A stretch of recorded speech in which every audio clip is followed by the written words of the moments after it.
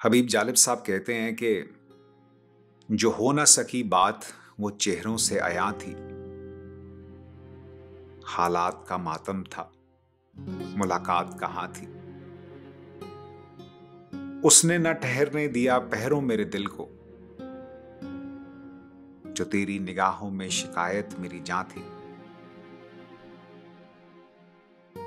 घर में भी कहाँ चैन से सोए थे कभी हम, जो रात है जिंदा में वही रात वहां थी।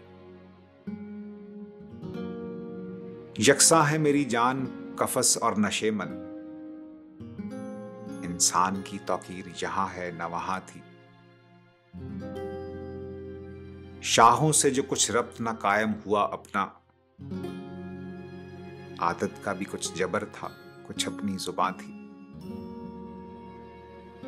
सयाद ने यूं ही तो कफस में नहीं डाला, मशहूर गुलिस्तान में बहुत मेरी फगां थी। तू एक हकीकत है मेरी जान मेरी हमदम, जो थी मेरी गजलों में वो एक वहमो गुमा थी।